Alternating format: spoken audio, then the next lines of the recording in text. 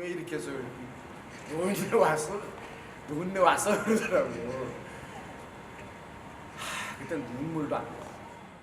처절하게 부서져 나가는 그런 속에서 대중들의 어떤 각성을 일으킨다든지. 눈도 없고 이제 코도 없고 입도 없고. 광주 학살의 원흉 노태우를 타도할 때까지 땅에 묻으면 안 된다 그랬어. 소박한 그런 시인이자 농부로 살고 싶은데 그렇게 살면 엄마도 좋아할 텐데 그렇게 하지 못할 것 같다고 엄마를 생각하면 너무 마음이 아프다고. 싫었어. 이 새끼가 미웠어. 왜 이런 선택을 했나 하다 보니까 그 추모하는 게 너무 싫었어요. 내전이 가서 엄마 문 열어 하는 그 소리가 들리는 것 같은데 어떻게 불었고.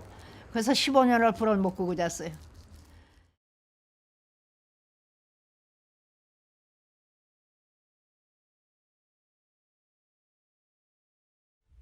80년 봄이었다.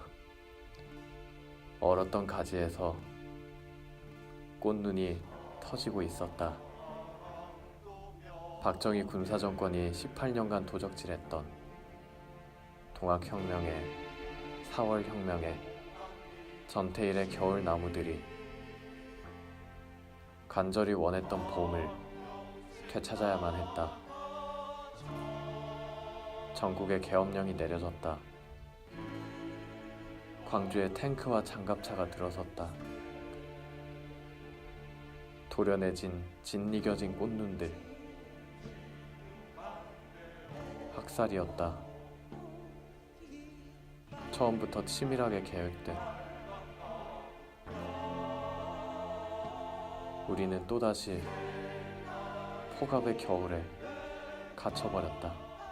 80년대 초반 학번들 같은 경우는 꼭 운동권이 아니어도 광주 학살이 준 충격 이런 거가 엄청 컸고, 그 특히 이제 그때는 지금하고 그때는 상당히 달랐던 게 이제 이렇게 그런 지식이라고 하는 정체성 이런 것들을 많이 가지려고 했고, 최소한 뭐 선택받은 자로서의 무슨 그런 사명감, 뭐 의무 이런 것들이 있었다고 이제 보는 거잖아요. 그래서 이제 근데 광주를 대학 들어오기 전에 몰랐고. 광주를 몰랐고 대학 들어와서 이제 접하면서 굉장히 충격 먹고, 근데 광주에서 사람들이 이렇게 죽어갈 때 우리는 아무것도 하지 않았다. 그리고 그에 대한 부채의식 이런 것들이 이제 80년대 초반 학번들이 갖고 있는 대부분의 그런 거라서 지금 생각하는 건 상당히 다르죠. 그래서 사실 뭐 운동하는 사람들은 다 광주로부터 시작했다고 생각하면 좀 될 것 같고.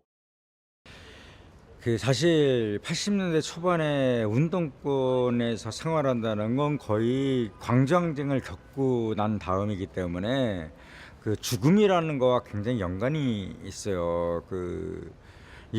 이 학생 운동이든 뭐든 운동을 하다 보면 죽을 수도 있다. 뭐 자기 목숨뿐만 아니라 가정까지도 망가질 수도 있다라는 것까지도 각오하지 않고서는 학생 운동을 하기가 어려웠던 시기가 80년, 81년, 82년 막 이런 시절이었고 83년도까지도 그런 시절이었는데, 내가 3학년 때 그 가평이었나 청평이었나 좀 청평에서 이제 나랑 이제 80학번 3명이 주도를 해가지고 그 81학번, 82학번들을 내리고 겨울 MT라는 걸 가요. 그래서 한 2박 3일 내지 3박 4일 동안 그 합숙을 하면서 그 1학년 말 때는 이제 뭐 한국 근대사라든가 그다음에 기본적인 어떤 그러니까 일본어 그때는 일본어 교육도 하고 그래가지고 한 짧으면 한 2, 3일, 한 3, 4일 정도 이렇게 하는데, 그 세미나를 다 끝나고 나서 집에를 갈 때 세미나에서 여러 가지 공부한 내용들이 다 있잖아요. 그거를 철저하게 내전이한테 다 없애라. 절대 가져가지 말아라. 하나라도 가져가지 말아라. 책만 가져가라. 그랬는데 얘가 다 노트한 거를 차곡차곡 다 가지고 있다가 그 노량진 경찰서 지금 노량진역에 육교가 있었어요. 그 당시에 육교에서 불신검문에 걸렸죠. 나는 대중적 인물이니까 학회를 조직해라. 저도 이제 국민과 학회를 조직하려고 막 그러는데 갑자기 부르더니 데모를 해야 된다는 거야, 나보고. 내가요. 그래서 내가 왜 해야 되냐 그랬어. 내가 왜 납니까? 내가 이렇게 물어봤더니 야, 그 이유가 얼마나 진짜로 참 궁색한지 그때 우리가 이제 그 봉천동 동네에 공부방 세미나방을 만들어놨는데 그 관리 책임이 나였는데 내가 그 돈 관리를 못해갖고 보증금을 다 까먹었으니까 네가 그 책임을 지고 대모를 해야 된다. 이게 말이 됩니까? 빨리 되네. 진짜로? 빨리 되네.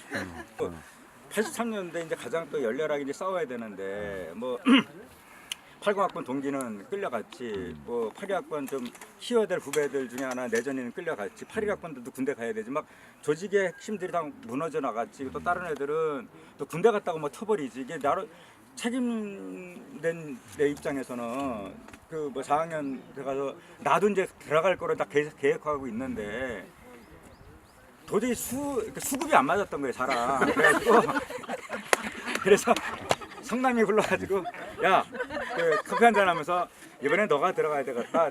왜? 친교실에서 친교실. 왜 그러냐고 그래가지고 나도 좀 웅색했어요. 그냥 너 들어가라 그러면 괜찮은 건데 들어갔더니 끝까지 따지더라고. 그래가지고 가기 싫어가지고.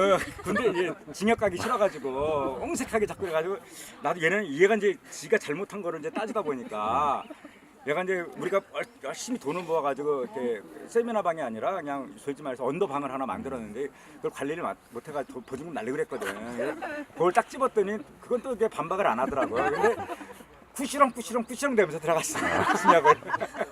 그 레전이에 대한 이야기를 디스인데 실제로 그러니까 이제 레전이가 이를테면 그러니까 이제 미리 그 사회과학에 대한 선학습이 굉장히 많이 돼가지고 학교 들어왔어요. 영향을 많이 받아가지고 이미 걔는 운동하려고 학교 들어와서 운동권 서클을 찾았고 그런 이제 친구였는데 그래서 이제 그 같은 제가 이제 81학번으로 82학번 이제 그 학생들이랑 같이 이제 그 세미나를 같이 공부를 하면은 레전이가 얼마나 건방졌냐면 지는 다 안다는 거야. 그때 그랬지. 지는 다 안다고 이제 그 왜 이렇게 그 예상 질문을 자기가 해요. 제가 아나 모르나 파악하려고. 아주 애가 참 건방졌어요. 오만하고. 근데 그 예상 질문을 하는 거를 그 표정에서 감추질 못해. 다 드러나.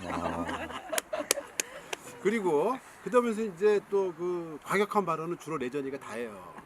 우리 지금 뭐 하는 겁니까? 투쟁을 언제 합니까? 이런 얘기를 레전이가 다 해요. 그때 우리 같이 세미나 팀이었지, 이학님. 근데 그러다가 이제 이 투쟁 날짜가 우리 그때 투쟁이라는 게 이제 비밀리에 이제 가두시 조직해가지고 가두시 이제 연락받고 나가는 건데 내가 기억나는 게 이제 그 어제 옛날 종로 서적 지금 YMC 건너편 거기에 이제 옛날에는 6시가 되면 애국가가 울렸어요. 그거를 기점으로 이제 가두시 하는 거가 이제 그날의 그 택이었어, 택.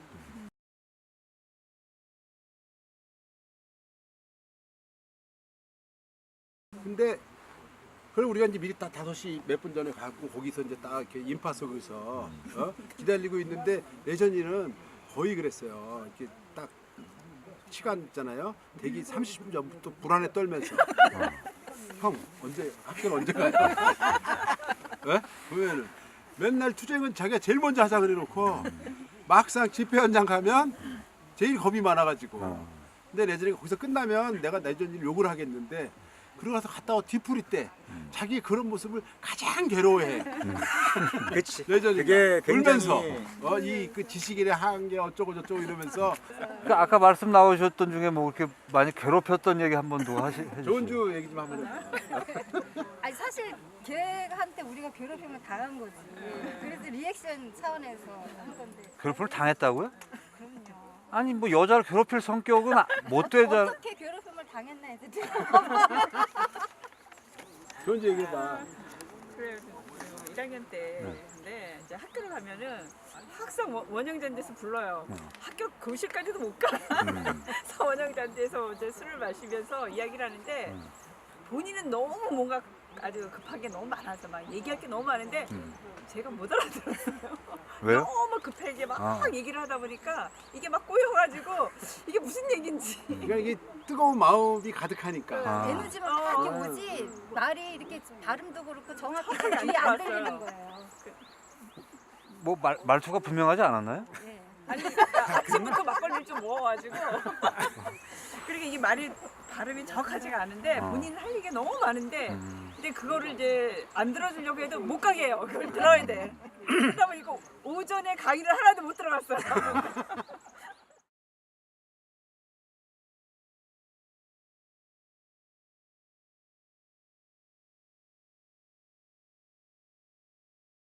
레전이는 나를 보면 답답하고 뭔가 자기 그 이야기를 해줘야 되는데 나만 붙잡고 맨날 얘기를 하니까 저는 잘 못 알아듣고 그런 어떤 것들이 생각이 많이 나요.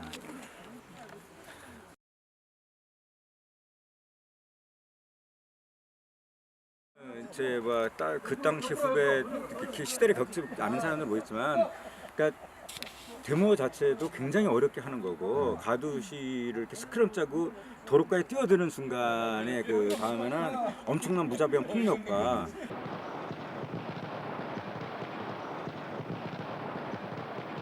그다음에 권력에 들어가면 남자들은 강제징지, 그다음에 구속, 그다음에 어떤 폭력. 지금 옛날에 백골단이라고 표현했는데 이 폭력은 그 지금 백남기 농민의 이 정도는 이게 물대포는 그냥 폭력이 아니에요. 그 당시는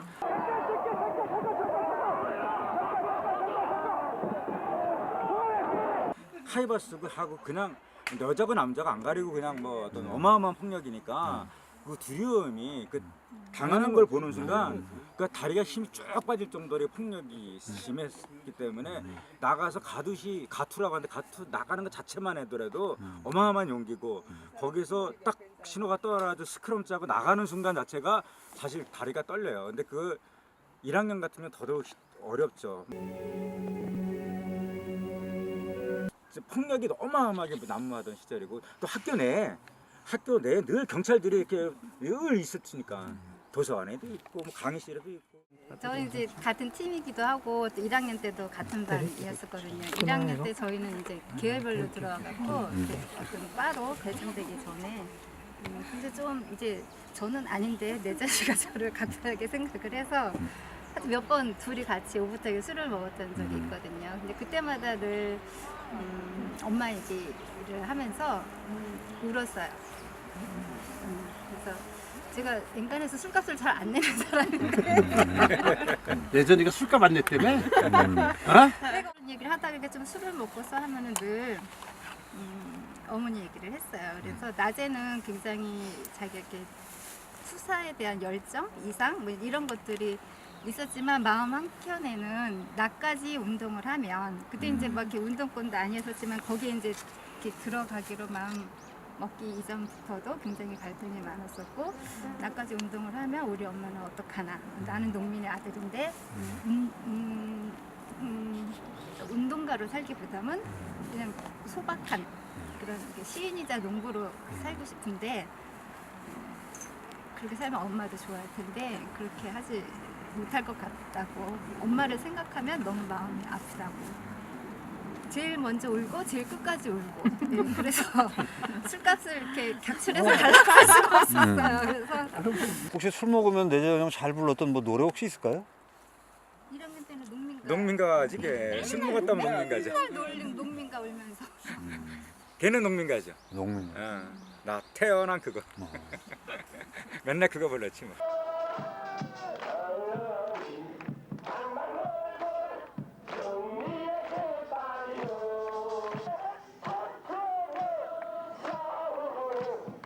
(5월 30일) 날, 그 86년 5월 30일 날 이제 그 정근홍성 해갖고 이제 감옥에 가는 거거든.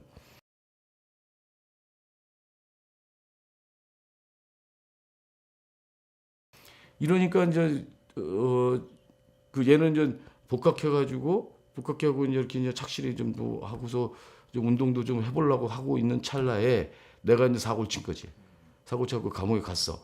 그러니까 이제 다시 이제 시골에서 와가지고 어머님이 올라오셔갖고 어머니 아버님이 올라오셔갖고 내가 그때 마침 또 노량진 경찰서 유치장에 이제 있었단 말이야. 그것도 재수 나쁘게. 그 노량진 경찰서 유치장에 있으니까 거기 간 김에 거기 갔으니까 이제 거기 그 노량진 그 정보과 이런 놈들이 있을 거 아니에요. 이런 놈들이 이제 그 부모님을 만나고 지금 내저희도 되게 위험하다. 이러다가 또 뭐 감옥 갈 수도 있고 뭐 어디 하고 또 겁을 또 준 거지. 그러니까 이게 어머니 아버지가 또 이제 얘기 들으니까 큰일 났거든. 큰일 나서 거기다 외삼촌까지 와갖고 막 난리치고 그러니까 너 내려가자 그랬더니 예 그러겠습니다. 또 따라 내려갔다고 이게 뭐 이러면서 얘가 이제 그 운동으로서 어떤 게 활동을 하면서 이렇게 그 뜻을 펼쳐볼 수 있는 어떤 기회를 내가 자꾸 여러 번 이렇게 이제 막는 이런 꼴이 되고 뭐 이랬었던 가정들이 있어서 그건 좀 미안하지. 그건. 어려울 때 고향을 내려갔었는데 그 당시 우리가 참 후회스러운 부분들이 그 형 그때 올라오라 그랬어. 되게 이제 형이 고생을 많이 하다 내려갔었는데 그때가 이제 87년도였었는데 초기에 한 2월달인가 1월달인가 그랬었을 거야. 근데 그 형이 이제 내려갔는데 힘들다고 여러 가지 이제 뭐 노은도 이제 정파들 생기고 여러 가지 이제 힘에 붙이다 보니까 형이 또 워낙 순수했기 때문에 내려가셨는데 우리가 그때 집으로 전화를 해서 형 올라오라고 계속 그래서 형이 올라왔는데 그게 사실이 되게 후회스러운 거지. 그때 이제 들어가가지고 한 3월달 됐었는지 그때 내전이 형이 가끔 동아리실에 와서 있었던 걸로 기억돼요.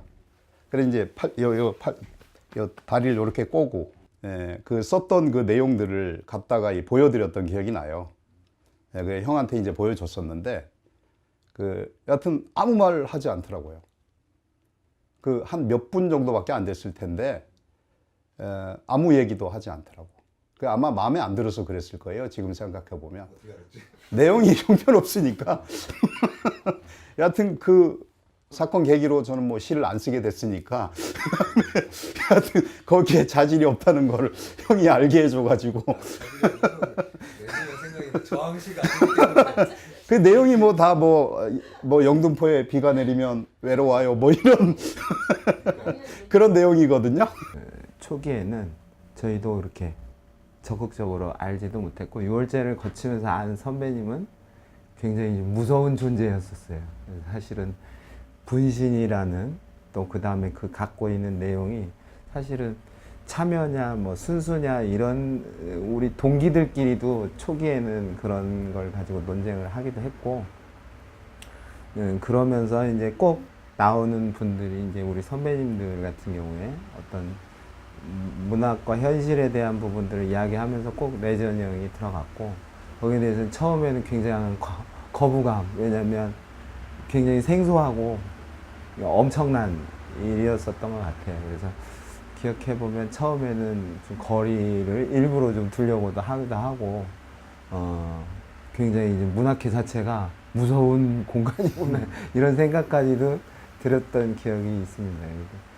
나는 다영 들어와가지고 레전이 형 그 유작 동화라는 시를 처음 보고 굉장히 그러니까 뭐 그런 어떤 약간 저항시 풍의 이런 작품들은 자주 접하지 못했는데 굉장히 매력적이었었어요. 시를 되게 잘 쓴 작품이었다고 생각을 했거든요.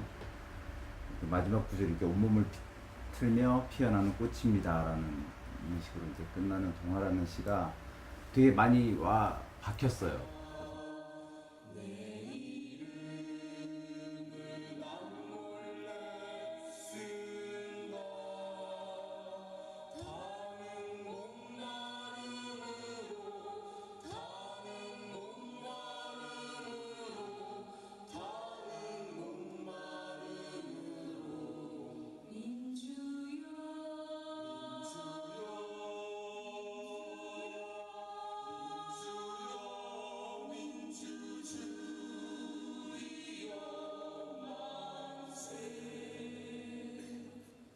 군대 가기 전 아니면 군대 갔다 온 뒤인 것 같아. 그 김남주 시인의 시집 진홍가? 진홍곡? 진홍가.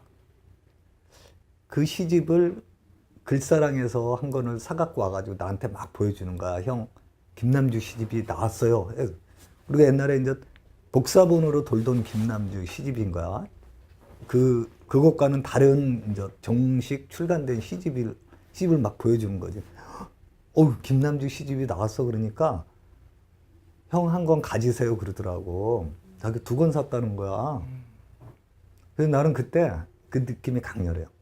사실 이렇게 책을 선배가 후배한테는 이렇게 줘도 막 이렇게 뭐 의식화시키고 뭐 이러라고 막 줘도 후배가 선배한테 책 주는 경우는 흔한 경우는 아니었던 것 같아요.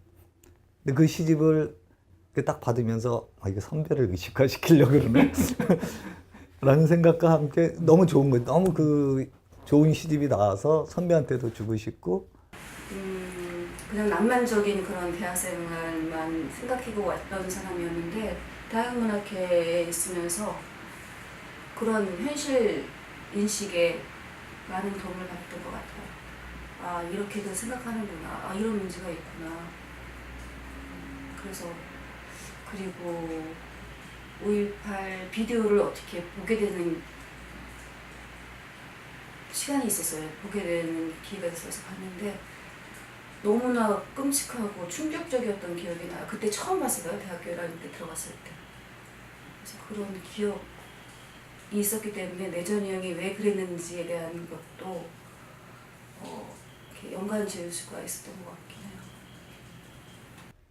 내가 이제 내전에 대해 갖는 두 번째 기억이 그 순수하던 친구가 그리고 나를 위해서 시집을 형 이거 봐요 하면서 이렇게 선뜻 선물을 하던 후배하고 몇 달 있다가 심하게 언쟁을 했어요.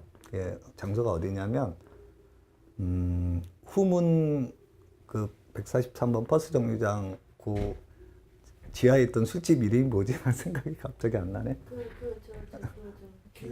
길마제? 길마제 신화? 그 시적인 술집이네. 거기서 뭐 이렇게 내전이랑 어찌하여 둘이 이제 막걸리를 이렇게 마시다가 내전이의 말투가 아니야. 예전에 서클 1년 선배는 하나님이잖아. 진짜 깍듯했는데 정파가 달라진 뒤에는 난 뻣뻣해요. 수평관계, 수평관계. 이게 수직관계가 아니고 수평관계로. 왜냐면 아니야. 군대 갔다 와서도 나한테 잘했어요. 근데 수평관계로 되는 거예요. 그때 정파 싸움이 뭐 누구 너나 할 것 없이 어딘가에 끼어서 다 힘들었던 것 같아요. 그러니까 여기 유서에 그런 얘기를 썼잖아요, 실제로.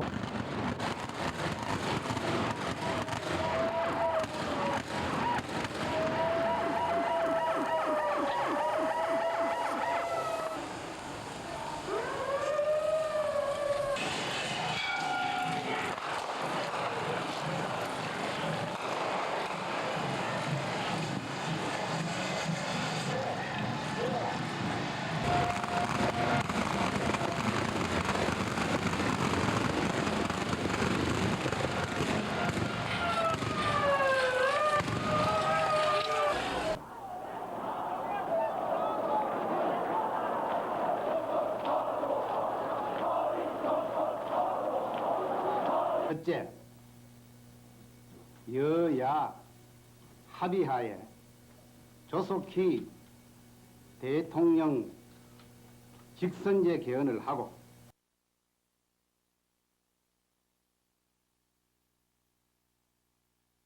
고 공화국의 권위적 통치를 마감시키고 우리 사회 민주화를 정착시키는 과정에서 어느 집단보다 큰 영향력을 행사했다는 지적입니다.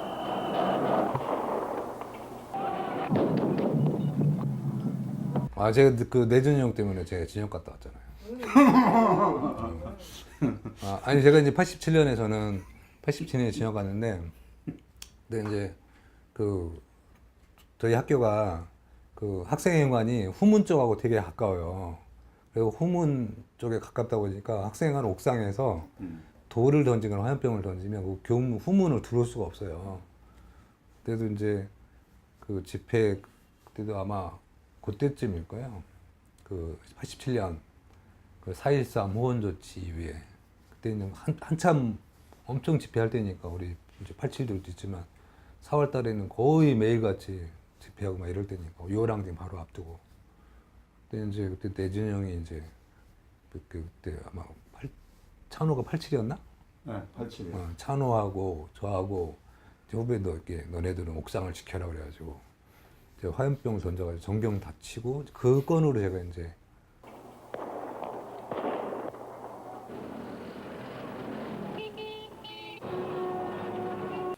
제 기억에는 제가 1학년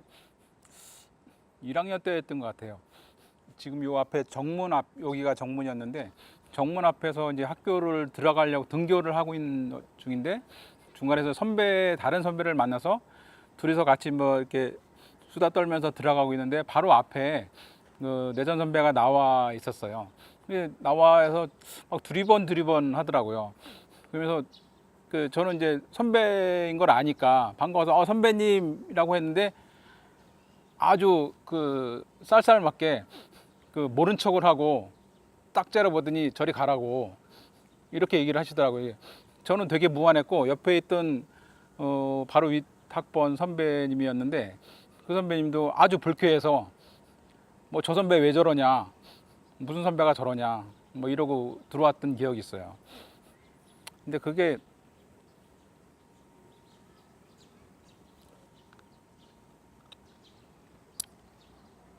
이제 왜 그러냐면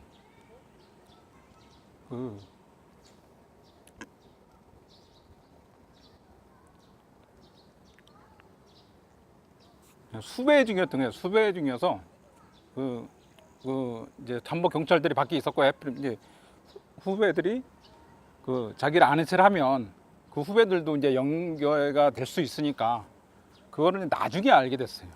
그때 이제 연합 집회가 있어갖고 같이 운동하는 친구들이 함께해서 이제 저희 학교에 다 이제 모였는데 이제 대호를 짜서 이제 학교를 이렇게 돌면서 이제 구호를 외치면서 도는데 그 대호에 저희 학교에서 하는데 대호의 대부분이 숭실대생이었어요.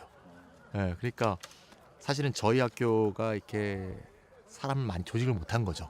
예, 그래갖고 쭉 돌고 나서 이제 해산을 하는데 도서관 옆에서 이제 해산을 하면 이제 해산을 할 때 맨 앞에서 이제 박내전 열사가 플랜카드를 들고 있었거든요. 쭉 돌고 있는데 맨 끝에 플랜카드 이렇게 접다 말고 에이 그러면서 플랜카드 이렇게 집어 던졌어요. 지금도 기억이 나는데 그때 제가 굉장히 마음이 많이 아팠습니다. 그러니까 숭실대생들은 저렇게 많이 와서 대호를 중심을 형성하는데 서울대는 그때 4분 오열돼 갖고 조직이 굉장히 약했었어요. 혹시 여기 계신 분 중에 81년 민중후보 기획장 할 때 같이 하셨던 분? 민중후보면 백규환 선생 말씀하시는 거죠? 내전형이 무슨 선전국장인가를 했던 거죠? 그때 뭐 8학번도 같이 안 하셨어요? 돈 많은 사람들이 그 운동표를 다 걷어놨습니다. 그러니까 우리 학교 같으면 어디 뭐 방 하나를 뭐 얻어서 했다는데 어디 학생 얼마나? 밑에? 지하에 공대가 아니라 지하에 자연대 학생회. 그렇지. 그때는 저기 아마 몇 개 정파 중에 한 개 빼놓고는 그 민중후보 백기환 대통령 후보 선거운동을 했었고 정치적 입장이 달라서 논의 구조나 이런 거는 다르지만 뭐 후보 연설에 하면은 뭐 벽보 붙이는 거서부터 해서 누가 뛰면 한 바퀴 돌고 이렇게 와 보면 포스터 떨어져 있고 다시 붙이고 뭐 이런 작업들을 8월들 많이 했고요. 뭐 저도 뭐 부천에 가서 생고생도 했고. 우리 국민은 지금 대통령만 바꾸자는 게 아니라 정권을 바꾸자는 거예요. 정권만 바꾸자는 것이 아니라 우리 우리는 세상을 바꾸자는 거야. 진영은 세상을 바꾸자는 거야. 보수 야당의 김대중 씨하고 김영삼 씨가 대통령 후보 단일화만 시켰어도 선거로도 우리가 광주 학살의 원흉들을 타도할 수가 있었다고. 그런데 민중 후보 백기환이 또 박내전 열사 같은 사람들이 하나가 되자고 암만 얘기해도 내가 대통령 해야겠다고요.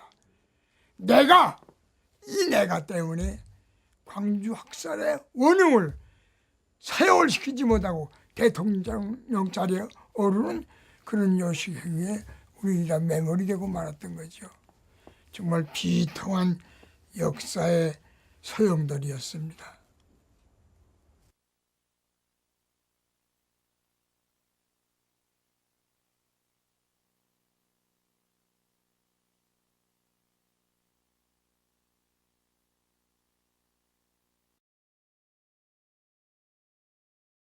따라서 야권 후보 단일화 가능성은 없어졌습니다.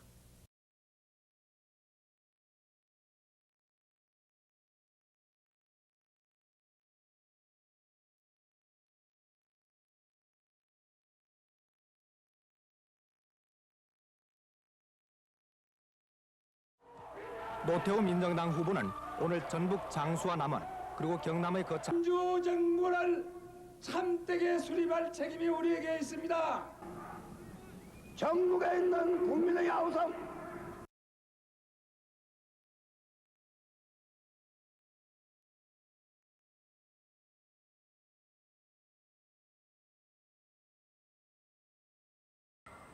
내전형이 이제 옥상에서 분신을 할 때 외쳤던 목소리가 이번 문재인 대통령 그 강주 추도사 중에서도 나왔는데 강주는 살아있다. 전두환 군사 독재 타도하자, 박살내자 이렇게 외치던 것들은 그러니까 87년도 그 항쟁을 통해서 우리가 나름대로의 성과를 얻었지만은 그것만으로 내전형이 생각했던 진짜 얻으려고 했던 진정으로 얻으려고 했던 것은 못 얻었던 광주의 진실은 저에게 외면할 수 없는 분노였고 아픔을 함께 나누지 못했다는 크나큰 부채감이었습니다. 6.29 선언이 끝나고 여름에 이제 저희 그 오르기끼리 같이 동두천호론가 아마 워크숍을 갔었어요. 근데 이제 그 당시에는 아까 말했지만 진영 간의 어떤 총학생에 대한 해결문을 잡기 위해서 많은 싸움들이 있었고 우리 학교에서도 어쩔 수 없이 NL이라든가 PD라든가 이런 서로 간의 정파 간의 어떤 총학 해결문을 잡기 위한 싸움들이 많이 있었는데 그러면 우리 쪽에서도 우리 NDF PD 쪽에서도 각 총학생회장과 이걸 내자. 그래서 그때 이제 선배들이 세미나가 끝나고 나서 지명을 다 했죠. 총학생회장은 누가 나가라. 부총학생은 누가 나가라. 근데 그때 발표하는데 인문대 학생장은 레전이 형을 지명을 하면서 그때 선배가 그 얘기하더라고요. 인문대 학생장은 레전이 형이 본인이 원했고 또 소신 있게 해보겠다는 열정과 의지가 강해서 결정을 했습니다. 그때가 몇 년이었지? 88년. 88년이었는가? 우리 그 영문과 후배 나경원이라는 친구가 있어서 형님 이러이러한 사람 있는데 좀 만나보시는 게 어떻겠습니까? 그러고 갔어. 근데 이제 경원이 친구가 그러더라고. 이 양반이 그 인문대 학생회장을 하려고 그러는데 이렇게 이 선거본부를 좀 맡아줄 사람이 필요하다. 그래서 내가 그래. 나는 그 내전이 그때 몰랐지. 그럼 경원이 때문에 하자. 그래 했죠. 그러고 이제 시작을 했는데 이 사람이 보통 성실한 사람이 아니요. 아우 뭐라냐고 새벽같이 일어나갖고 응? 이렇게 하자 저렇게 하자 그렇게 지가 하는 거야.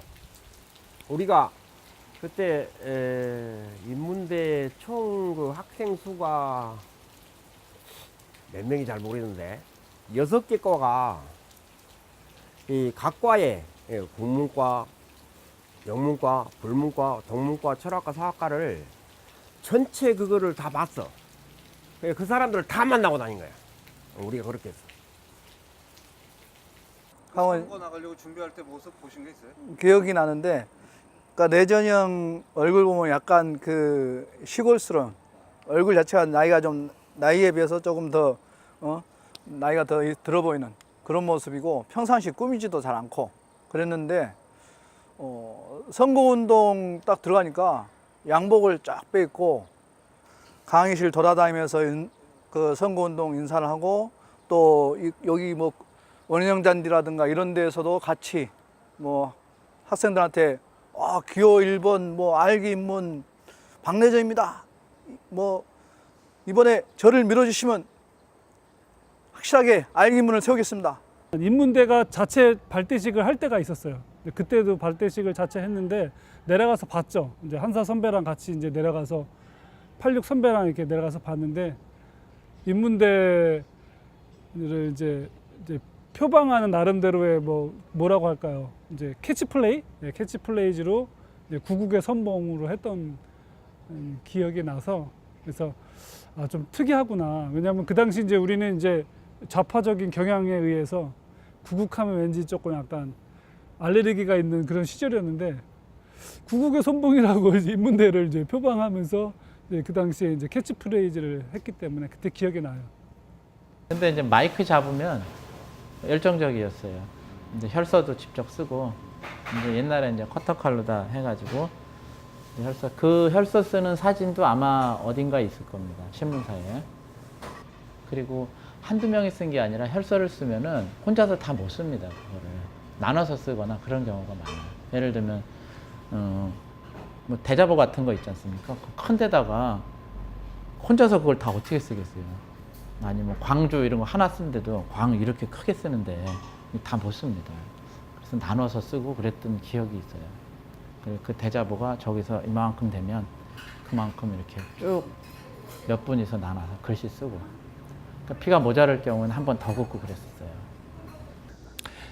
그 기억납니다. 막 그 얘기하니까 인문대 학생으로서 활동하는 데서 가장 힘들었던 거는 집행부들이 별로 그 내전형만큼 치열하지 못해서 이거는 그 집행부인 후배 그룹을 제가 비난하고 비판하려는 것이 아니라 내전형의 치열함을 못 따라갔던 거예요. 그래서 내전형이 조금 더 스스로를 혹사하고 스스로 한 발 더 앞장서서 노력했던 것이고, 제가 박내전 열사보다 후배인데 박내전 열사가 군대를 갔다 와갖고 학생운동 학번으로는 저 뒤에 아래 후배였습니다. 그래갖고 이제 숭실대 가면 숭실대 그때 이제 저희하고 같이 운동하는 친구들이 교집 편집실에 모여 있었어요.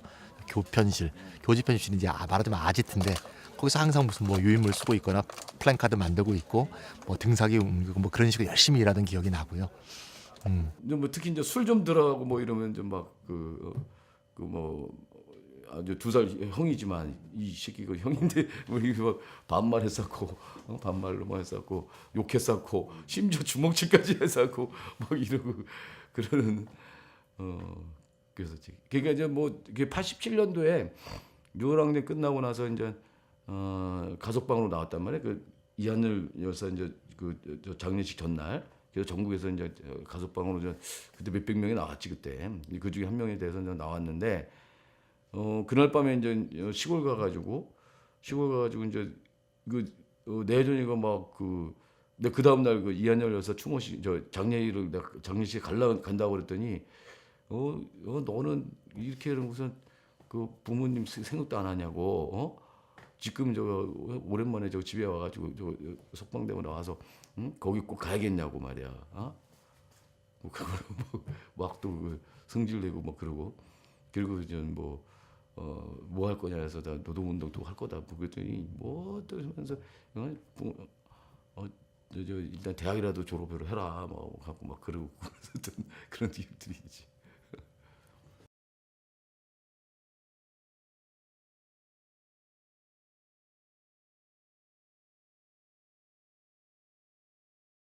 이거 집 짓는데 3년을 주워마 가지고 집지 시작을 하는데 아버지가 걔들 노는 때면 방학 때면 저런 산에 댕기면서 제목을 사다가 놓고서 가서 이제 그 나무를 잘라야 가져오잖아.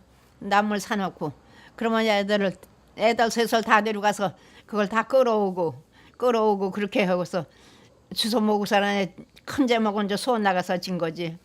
그리고 집 지어놓고 얼마나 좋아했는지 이런데 물 하나 못 떨어뜨리게 하고 그러더네요. 그런데 집 지어놓고 바로 갔으니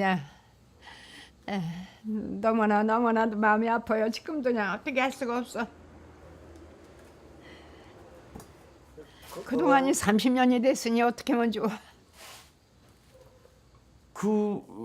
고등학교 때부터 좀 많이 좀 썼었던 것 같고 고등학교 때 지금 그 질풍노도의 시기 그때는 이제 질풍노도의 시기라고 그랬었는데 그때 굉장히 외로움을 타고 그랬었거든요. 그래갖고 이제 사람들하고 이렇게 친구들하고 어울려서 뭐 하고 이러기보다는 도서관에 처박혀갖고 책 보고 뭐 그때부터 시 쓰고 뭐 한다고 그러고 끄적이고 뭐 그렇게 하던 과정들이 좀 있었고 그래서 그냥 굉장히 고등학교 때도 굉장히 개팍한 이런 다른 저기들한테 개팍한 어떤 이런 성격이 어떤 이런 걸로 좀 찍혀 있었더라고요. 외톨이처럼 좀 지내고. 그러니까 중학교 때까지는 굉장히 그 일반적으로 애들하고도 잘 어울리고 장난도 잘 치고 공부도 잘 안 하고 근데 시험은 잘 보고 뭐 이런 적이었다고 한다면 고등학교 때는 이제 그런 것들이 확 바뀐. 힘든 일하고 그냥 어서 들어오는 것 같아서 어느 때 해가 지면은 또 어서 오는 것 같다고 내가 15년을 불을 못 끄고 잤어. 대문을 뭐 와서 부르는 것 같아가지고 15년을 불을 켜놓고 잤었느냐. 불 끄기가 싫은 걸 어떻게 해요. 내전이가 와서 엄마 문 열어 하는 그 소리가 들리는 것 같은데 어떻게 불을 꺼. 그래서 15년을 불을 못 끄고 잤어요.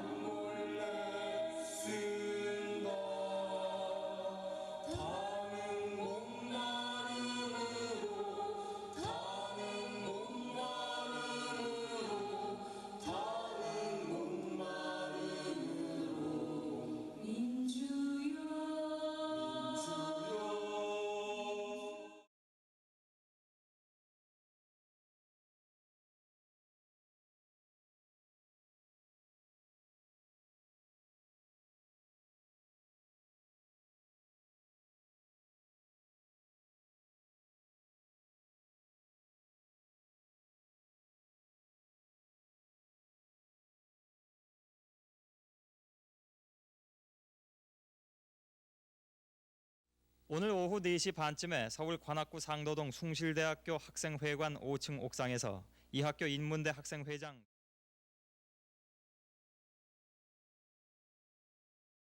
근데 형 저랑 얘기할 시간이 있어요. 이제 그러더라고. 예전에도 이제 시도 이제 보여주면서 이제 형 어때 그러면 난 시를 잘 모르니까 그래도 그래 요 시대에 맞는 느낌인 것 같아. 이제 그 정도는 얘기를 했고 그랬는데 그러면서 그 얘기하고 난 다음에 저 등나무 밑에서 형 저랑 좀 얘기할 수 있어요. 그래서 난 그래서 그때 얘기를 했는데 분진 얘기를 하더라고. 그래서 그런 얘기를 왜 해 이제 그랬거든. 근데 이제 그놈이 이제 하는 소리가 형 나 지금 이런 상황을 못 보겠다는 거야.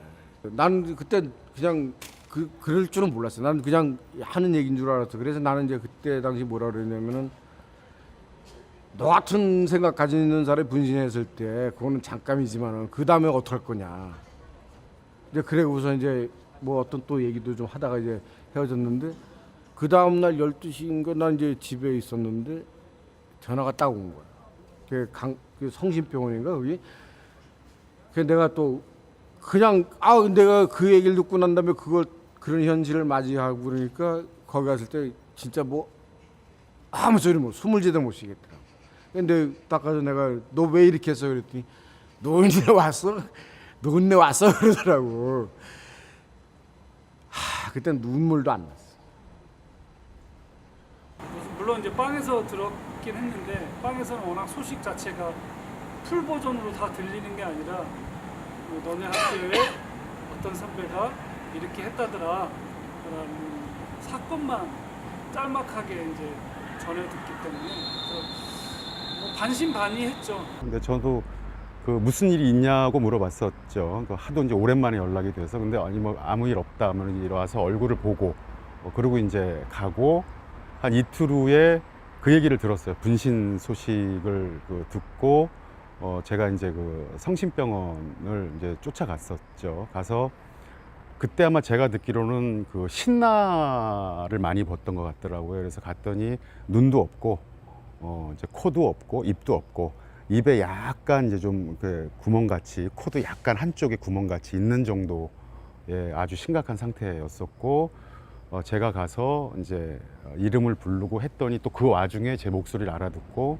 뭐 기로형 왔냐 뭐 이제 이렇게 얘기를 하고 제가 이제 그 내전이 손을 잡고 얘기를 잠깐 하고 이제 나왔는데 내전이의 그 상태가 그래서 어쨌든 제가 그 만졌던 부분에서 그 내전이 피부가 이제 묻어서 제 손에 묻을 정도로 아주 좀 심각한 이제 그런 상태였었던 그 당시에 제가 좀 주머니 사정이 넉넉치가 않아서 이 아침도 굶고 점심도 굶고 있었는데 내전에 형한테 나 점심 먹게 돈 좀 빌려달라 그랬더니 1,000원짜리 하나를 흔쾌히 이렇게 주시더라고요. 엄청 큰 돈인데? 네.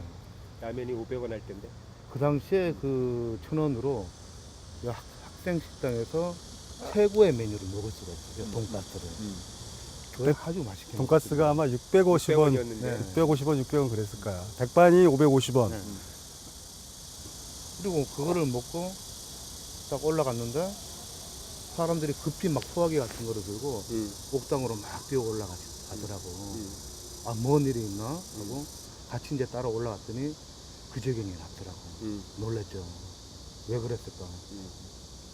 그때가 그 다음 주부터인지 그 주부터인지 시험 때여가지고 뭐 오랜만에 도서관에 와가지고 책 좀 뒤지고 있다가 밖으로 나와서 담배 한 대 피고 쉬고 있을 때 내전이 형이 구호를 외쳤는데 그 구호 소리가 뭔지는 기억이 안 나고 2마디 3마디 하길래 고개를 돌려서 보니까 내전이 형이더라고요. 그러니까 아, 저 형 또 무슨 일이 있는가 보다, 또 마음이 안 좋은가 보다 이렇게 생각을 하고 있었죠.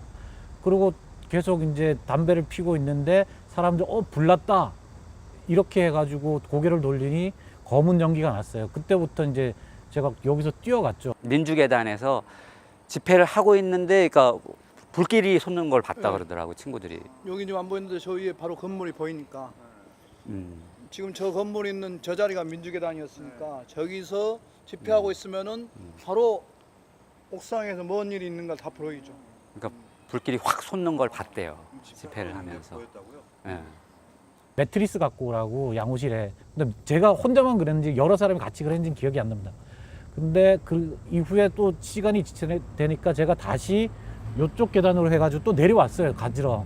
그래서 같이 들고 가가지고 매트리스를 눕히고 아마 그때 그 보건 선생님인지 같이 좀 뒤늦게 왔는데 하여튼 뭐 응급 조치를 할 수가 있는 상황은 아니었을 거라고 좀 기억이 되고요.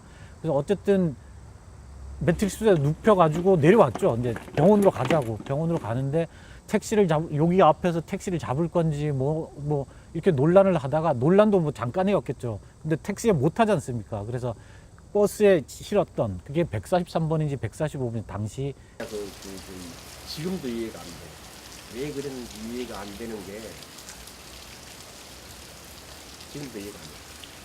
그날이 2월 4일. 그날 쉬는 날이야. 토요일은. 예. 쉬는 날이야. 그리고 나는 후문 143번 정점 후문 앞에 그 독서실에서 나는 살았거든. 예전에 다 그랬잖아. 독서실에서 살았어. 근데 학생회관 4층에서 이렇게 막 불길이 솟는 거야. 그래서 이 다른 놈이 나한테 전화를 해. 형님, 학생회관 4층에서 불길이 솟고 이상해요. 그럴 거야. 나 그때 그랬네. 이 화염병 만들어서 시험해보려고. 단국대에서 최덕수 열사 분신이 있었는데 그때 이제 학교에서 내전이 형하고 저하고 같이 단국대를 갔었어요. 갔었는데 그때 이제 형이 했던 얘기 중에 하나가 우리 학교에서도 사람이 죽으면 이렇게 많이 모일 수 있을까라는 얘기를 해서 말도 안 되는 소리다. 그런 얘기 왜 하시냐 이랬는데 나중에 그런 일이 있고 나서 이제 생각해 보니 그걸 좀 미리 주위 사람들한테라도 얘기를 했으면 오히려 그러지 않을 수도 있지 않았을까라는 생각들은 좀 많이 했죠.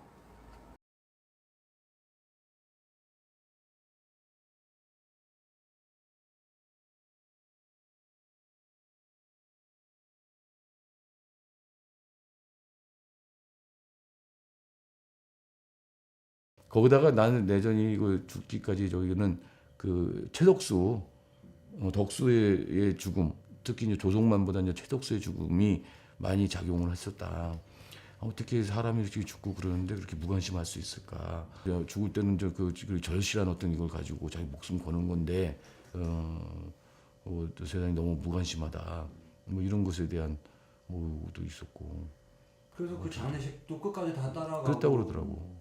그 내전이 마지막 그 만났을 때가 이제 그때 당시 이제 그 부처님 오신 날인데 시골 가서 이제 그 농사 그 참외 산밭에 이제 참외 심고 있는데 갑자기 내전이가 왔더라고요. 그래서 내전이 학교를 못 나오는 놈인데 어떻게 나왔냐고 그랬더니 그냥 나왔다고 그러고서 이제 그 전날 형네 집에 들러서 하룻밤 자고 그리고 온 거더라고. 근데 그때 이제 만났을 때도 그 얘기를 하는 거예요. 덕수 나보러 그 최덕수 죽었는데 거기 가봤냐? 나 안 가봤거든. 아니 어떻게 그렇게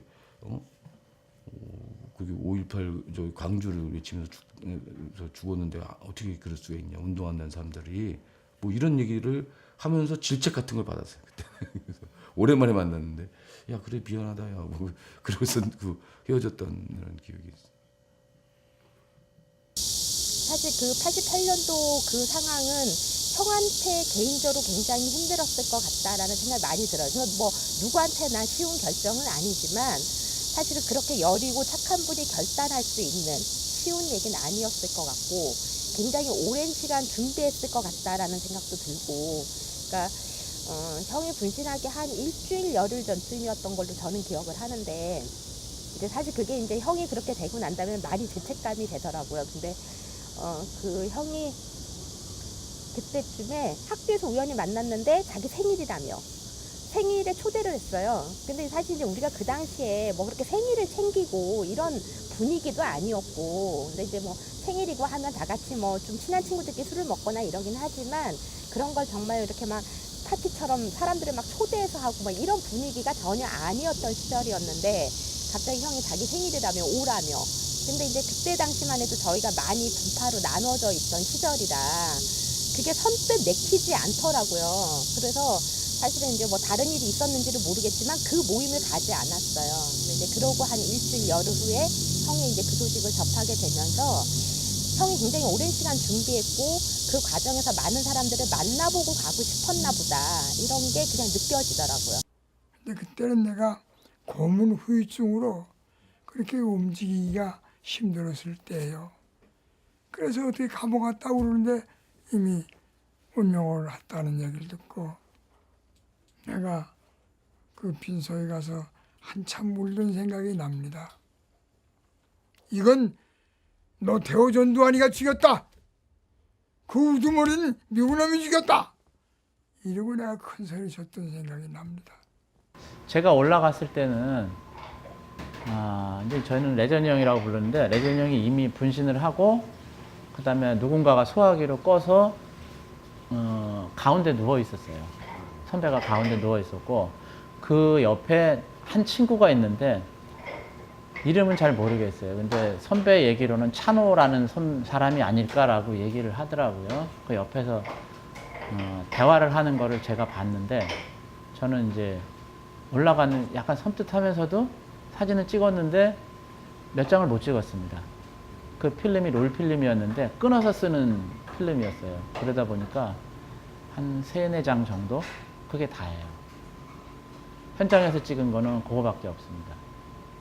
그리고 제가 사진을 찍었을 때 옆에 한 명이 더 있었어요. 카메라 찍은 사람이. 네. 역시 영자신문 기자? 영자신문인지 사진반이 있었거든요. 3층인가 여기에. 거긴지는 잘 모르겠어요. 제가 있었는데 그분은 사진을 처음에는 찍는 듯 하더니 안 찍었습니다. 못 찍겠다고. 못 찍겠다. 네. 보통 사진 찍는 사람이면 좀 그런 장면 놓치고 싶지 않을 텐데. 지금 만약에 제가 그 당시로 돌아간다면 못 찍을 것 같아요. 저는 집에 있다가 연락을 받았던 것 같고 그 당시에 이제 학교에 있진 않았었던 것 같고 집에서 연락을 받았는데 그 병원으로 바로 갔었는데 그 병원 그때 그 기억이 병원이 별로 크지 않았던 것 같아요. 그래서 그 병원 앞에 이제 마당같이 시멘트 바닥이 좀 있었는데 거기에 이제 학생들이 대거 이렇게 약간 농성한 듯이 앉아서 있고 막 이러고 그 벽에는 형의 그 사진 같은 것들이, 그러니까 그건 이제 그 당일날은 아니었던 것 같은데 기억에 사진 같은 것들이 막 이렇게 붙어 있고, 그리고 이제 간혹 그 면회 시간에 들어갔다 나오는 사람들이 그 과정이라든가 형이 어떤 얘기를 했다든가 뭐 이런 얘기들 이제 전달해주고 이런 상황으로 병원에 있었던 것 같아요. 그게 이제 토요일이었나요? 6월 4일이? 6월 4일 토요일. 토요일 날 그러니까 이제 그 병원 앞으로 다 모이는 거죠, 계속. 토요일 날도 학교에 홍보해가지고 가급적이면 사람들한테 한강성심병원 앞으로 좀 가서 집회 좀 해달라. 그다음 또 일요일이니까 또 그래달라. 뭐 이런 얘기들 계속 했고. 분신 투쟁하시는 이제 선배나 이런 경우 사건인 경우에는 기본적으로 경찰들이 진입을 못하게 막거나 또는 이제 사망할 경우에는 그 분신 투쟁 정국이 형성이 되는데 그런 것들을 일찌감치 진압하기 위해서 뭐 시신 탈취 같은 것들도 그 당시에 있었던 사례들이 있기 때문에 그 대거 다 그쪽으로 연락하고 몰려가고 그 지역을 병원 인근을 거의 뭐 형님이 돌아가시기 전까지 장례 일정이 확정되기 전까지는 거기서 먹고 자고 그랬었죠. 6일 날은 제가 기억하는 거는 학교에서 운명을 하시고 나서요. 하여튼 모시러 갔죠, 사실은. 학생들이 우리가 다 갔습니다. 가가지고 그 시신을 다 모셔가지고 채플에 옮기고 다 그러니까 사실은 당시만 해도 굉장히 큰 일이었죠, 그게. 사건이었고. 그렇게 학생들이 단과대별로 그냥 쭉 다 갔으니까요. 걸어서 갔었던 것 같아요. 저희 때나 저희 바로 밑에 후배들이 그런 실무 준비, 만장 준비서부터 해서 그걸 뭐라고 합니까? 사수대라고 하나요? 그러니까 경찰로부터 장례 일정을 원활하게 진행할 수 있는 모든 그 실무 인력들은 다 후배들. 85, 86, 87, 뭐 88에 이르기까지 그 학번들의 그 후배들이 다 실무 일들을 다 감당을 했던 걸로 기억을 합니다. 죽고 난 다음에 사실은 이렇게 기억이 더 많이 남아요. 그러니까 지금 이거 얘기하려다 보니까 예전에 장면이 이렇게 떠올라서 얘기했는데 저는 이렇게 분신했다는 소리를 듣고 내가 그 현장에 가서 그런 그 학생 회관 그 옥상에 그런 거 이런 거 본 장면, 그다음에 애들 흐느끼는 거, 그리고 병원에 가서 이렇게 입원해 있는 거 바깥에서 이렇게 다 고개 숙이고 쳐박고 막 누구는 울고 막 이러면서 깨어나기를 기다렸던 장면, 이런 거, 또 죽을지도 모르니까 우리 가서 마지막 봐야 된다 그래서 쫓아가지고 올라갔던 장면. 예전에는 우리가 세상이 금방 바뀔 거라 생각했잖아요. 금방 혁명이 일어날 것 같았고, 뭐 20, 30년 후에는 이제 되게 다른 세상에 살 거라고 기대했었고, 레전형이 88년도에 여전히 광주 문제가 해결이 안 된 상태에서 또 87년 대투쟁을 겪고 나서 노태우 정권이 들어서고 하면서는 다시 이제 이 운동의 성과들이 좀 더 물거품이 되는 게 아닌가 뭐 이런 생각을 했던 것 같고. 휴가 나와가지고 6월 항쟁 때 제가 전경이었어요. 그런데 휴가 나와가지고 나오자마자 사북으로 이제 휴가를 나오는데 전경은 데모를 한 거예요. 이 서부역에서. 그런 어떤 과정을 통해서 뭔가 단련돼 가고 바뀌려고 하는 시점에 얘가 탁 죽어버린 거예요.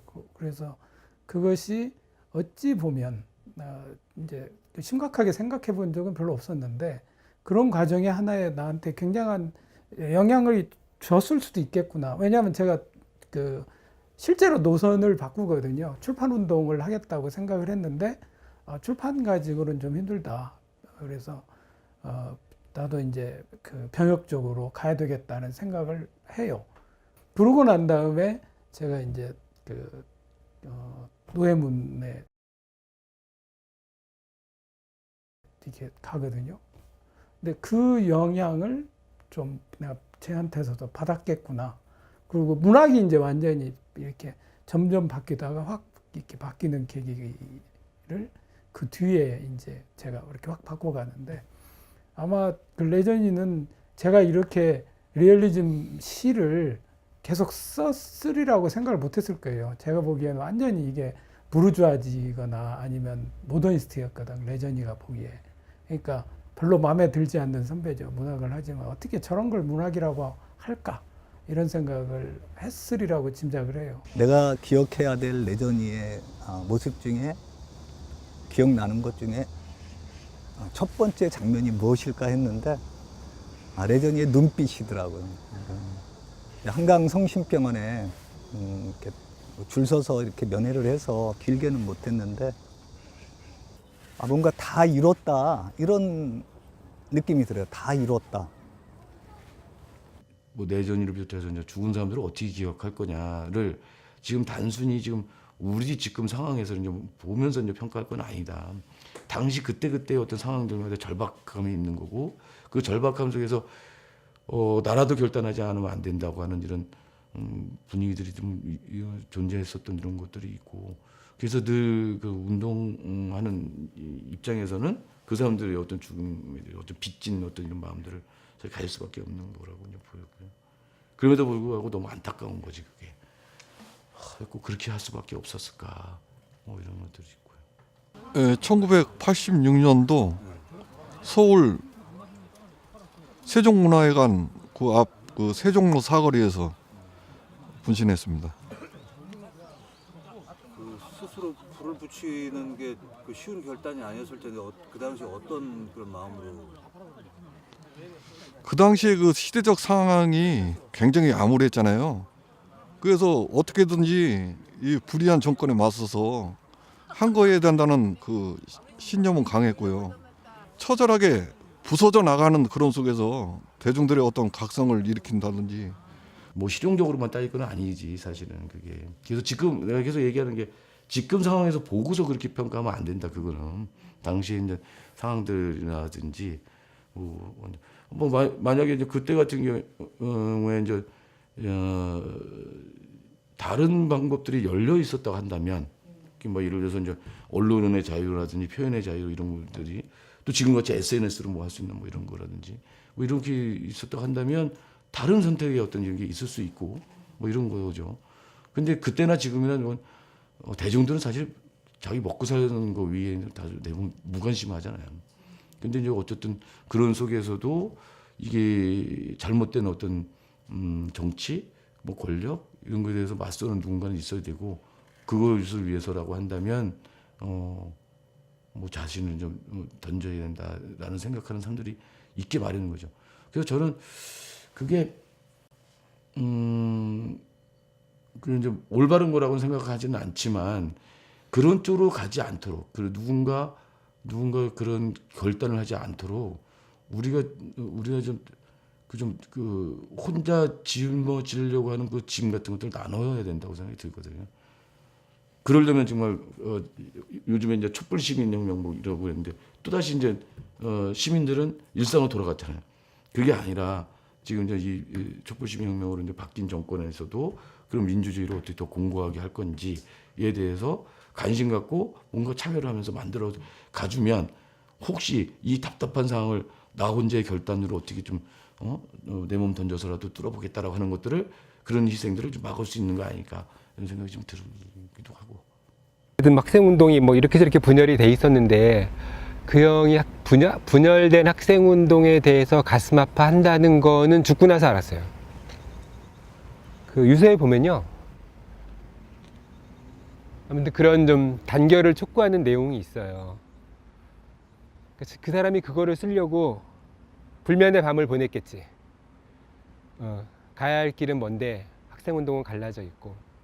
그래서 그 본인이 진짜 뭐 옛날 말로 역사의 재단에 몸을 바쳐 이렇게 갈갈이 찢어져 있는 길을 본인이 사라짐으로써 이렇게 호소하고자 하는 마음을 나는 그 유서에서 그런 걸 느껴요.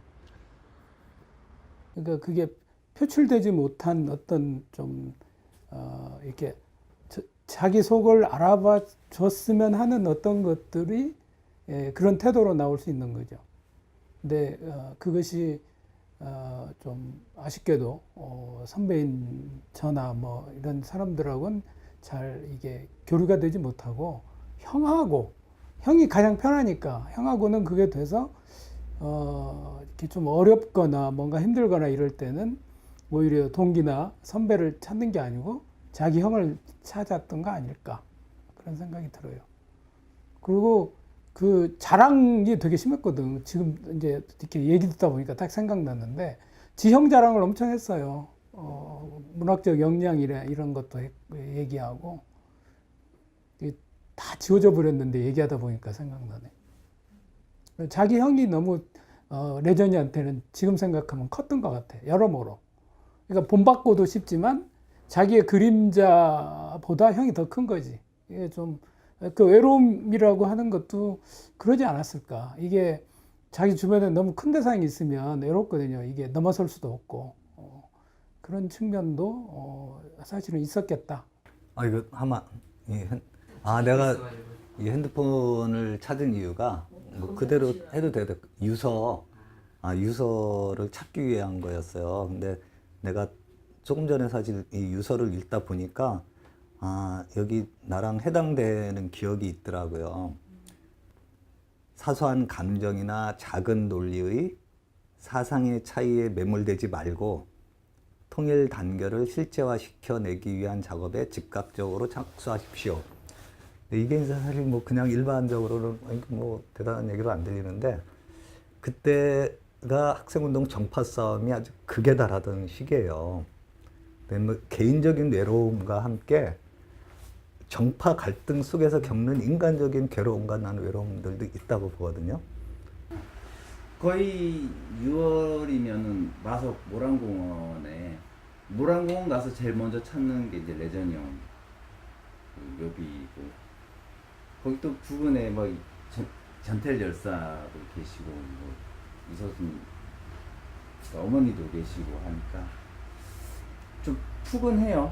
거기 갈 때마다 느끼는 감정은 고인들이 누워 계시는 자리인데도 되게 마음이 편안하고 푸근하다는 느낌.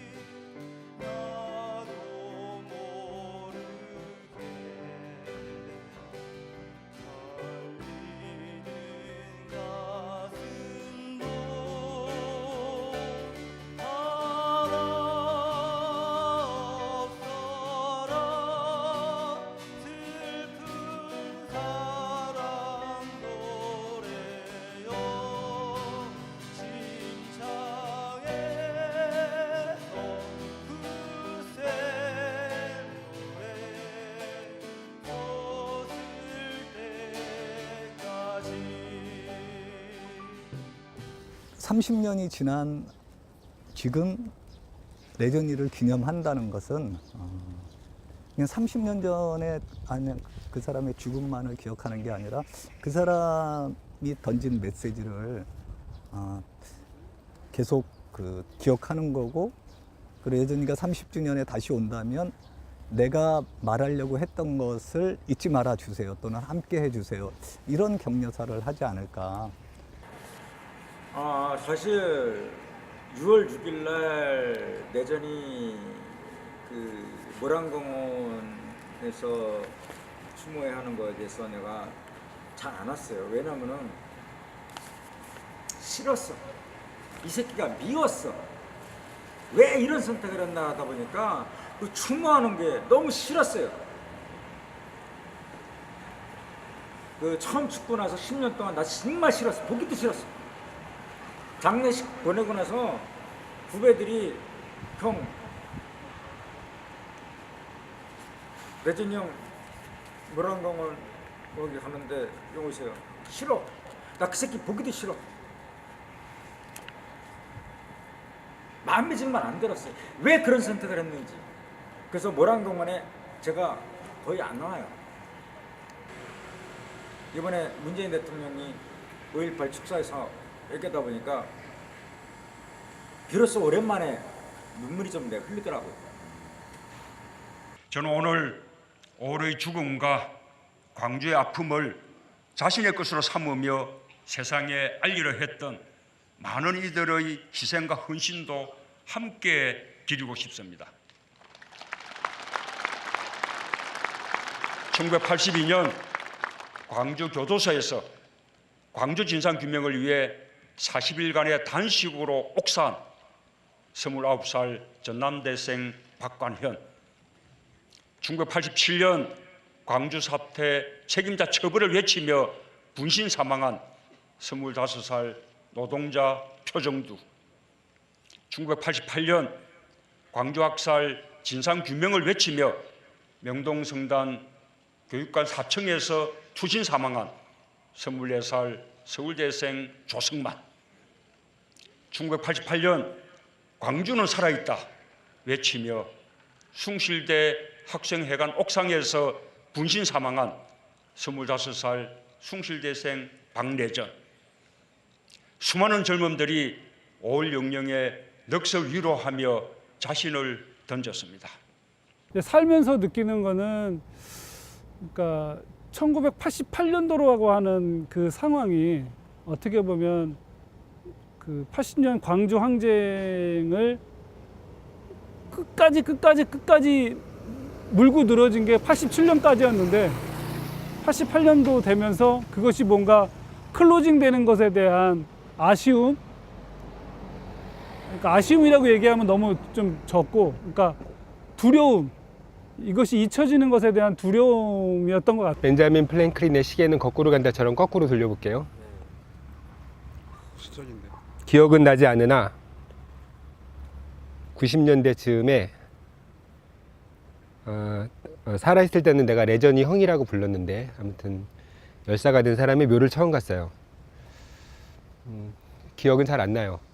결혼하고 나서 간 것 같아서 90년대인 거로 기억이 나요. 근데 이제 형이 저 위에서 죽었단 말이에요.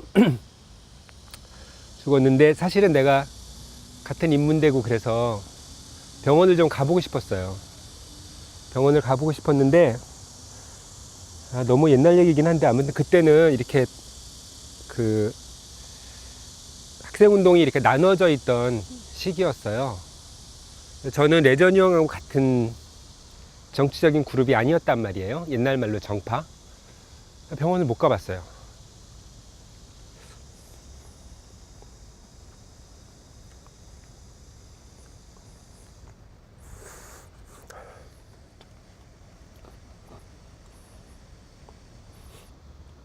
장례식도 멀리서 봤어요.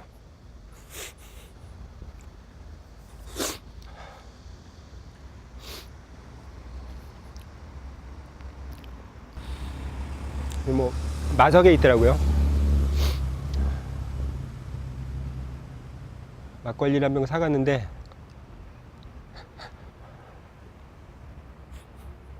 근데 그 형 죽었을 때 안 울었거든요.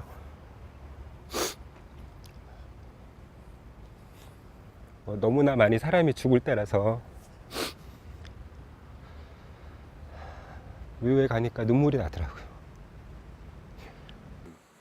대통령 되던 그 이튿날이요. 그 이튿날 밤에 꿈을 꾸니까 이렇게 내 어깨를 꽉 누르는 거예요. 두 손으로 다. 그래서 그러니까 지금 하고 있는 이 대통령이요? 지금 대통령? 예. 문재인 대통령? 네, 문재인 대통령. 그래가지고 이건 누구요? 이건 누구요? 나 좀 살려줘요. 그러면서 제 아버지 보고 그랬어. 그러니까 그냥 나를 펄쩍 떠넘어서 제주를 한번 넘더라고. 제주를 한번 펄쩍 넘더니 아버지를 긋지 않고 그냥 그렇게 우는 거예요. 그냥 원한 맺힌 마음으로 그냥 목소리로 아버지 아버지 해가 막 이렇게 우는 거예요. 그냥 그래서 내가 하도 울길래 울지 말고 저런 거 나가서 여기서 뭐 잔치 오군다 하고 뭘 해요. 저 사람들이 나가서 저런 먹을 거 많으니까 먹고 가라 그랬어. 그 왜 먹고 가라 그랬는지 몰라. 먹고 여기 있으란 말은 안 하고 먹고 가라 그랬어요. 그것도 마음이 아픈 거예요. 적어도 나는 그냥 이렇게 살더라도 우리 밑에 오던 내 자식들은 좀 더 나은 삶을 살 수 있지 않을까 하는 고민을 하게 되고 같은 생각은 아닐 수 있겠지만 그런 고민을 저보다 훨씬 먼저 하신 숭실대학교 선배가 계셨던 거고 그 선배가 돌아가시고 분신해서 열사로 나에게 남아있는 거고 그러다 보니까 이제 한결같이 생각하고 살기가 되게 어려운데 내가 사는 삶이 간혹 생각해 보기도 하고 이 기념사업회 사무실에 와보기도 하고 집이 사당구니까 가까우니까 그러면서 영향을 조금씩 미치게 만들고 있지 않나 하는 생각이 들어요. 제가. 그래야지 좀 더 나쁘게 안 살 수 있을 것 같으니까 그런 것 같습니다. 늘상이라고 얘기하면 거짓말일 것 같고 간혹 내가 박래전 열사의 후배다 선배 후배다 이런 생각들을 가지고 살게 되는 것 같아요.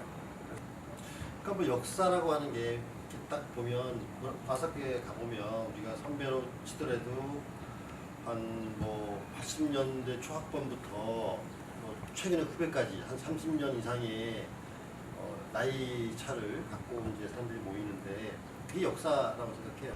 사주기였거든요. 사주기였기 때문에 이렇게 그때도 레전형에 대한 그런 뭐 소위 말해서 온기라고 해야 될까요? 열사에 대한 온기가 남아있던 때였어요. 그리고 그 당시에도 이제 운동이 어느 정도 뭐 이렇게 좀 약간 숙일 때긴 했지만 있었는데 6월제를 제가 준비하면서 가장 아까도 말씀드린 안타까웠던 게 6월제 기간에 전대 발대식을 했었거든요. 그래서 그 6월제를 총학생회에서 6월제 준비를 못했어요.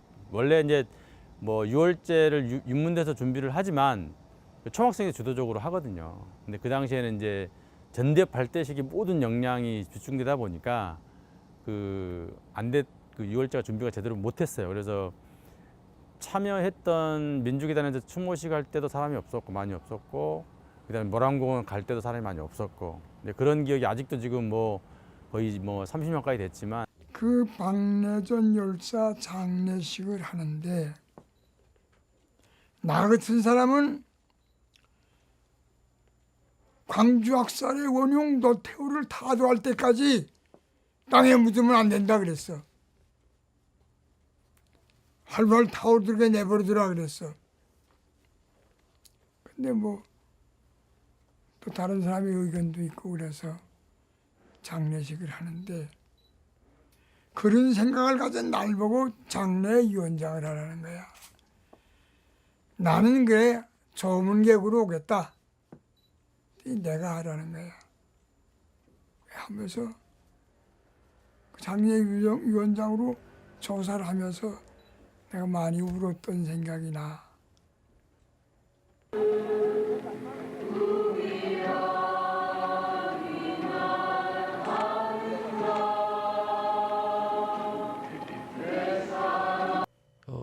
사람들이 이제 왜 인권운동하게 됐냐, 인권운동을 계속하게 되는 그런 동력이 뭐냐 물어보는데 솔직히 이제 그 전에 무슨 인권운동에 대해서 관심도 없었고 노동운동 뭐 어떻게 해보려고 쭉 그랬었던 사람인데 그래서 이제 내가 의도하지 않았지만 이제 내전이 어떤 죽음을 계기가 돼서 그 육아협을 알게 됐고 거기서 의문사와 고문 문제를 이제 다루게 되면서 내가 이제 인권운동에 이제 발을 들이게 됐단 말이죠. 그런데 이제 그 내전이를 묻으면서 화가 나면서 이제 스스로 다짐했던 게 내가 이제 네 목까지 같이 싸우겠다. 응? 그래서 거기 유서에 보면 이제 민중의 새 세상, 네가 원했던 민중의 세상 만들 때까지 내 네 목까지 싸우겠다라고 이제 하지 말았어야 되는데 그때 그 약속을 한 거지. 그래서 이제 그것을 인권이라고 하는 수단으로 한번 만들어 보겠다.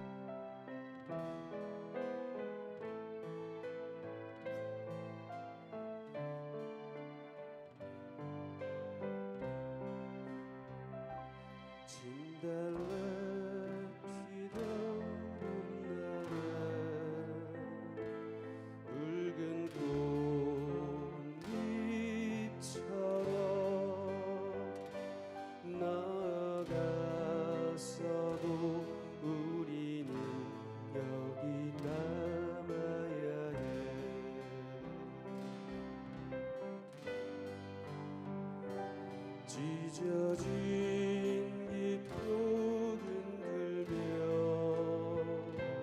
사는 귀한 방울로 너의 마른 가슴 내워줄 수 있다면 나를 살라도 좋으리 타는 몸 타는 불빛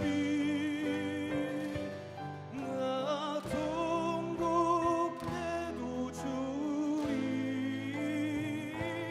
마지막 눈물이라면 차가운 바람 불어와 구름이 떨어져도 너의 빈자리 여기에 우리 남아야 해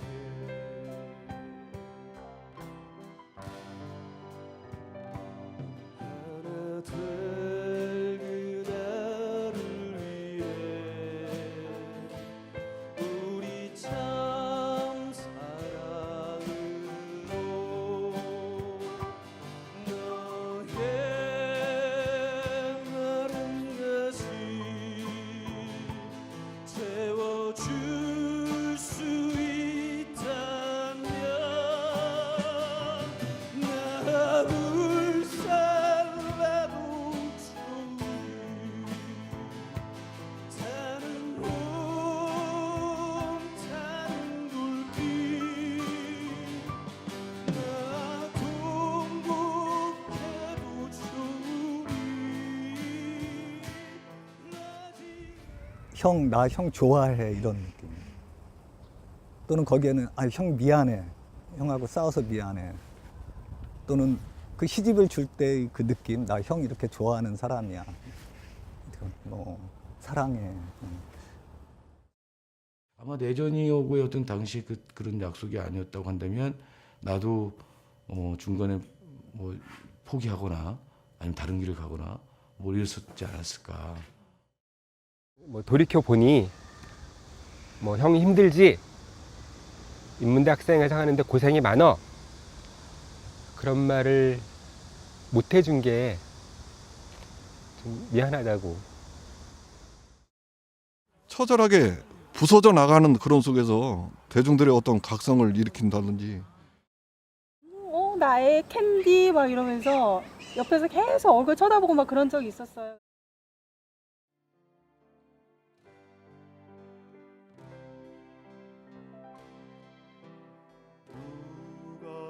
나에게 이 길을 가라 하지 않았네 내게 투쟁의 이 길로 가라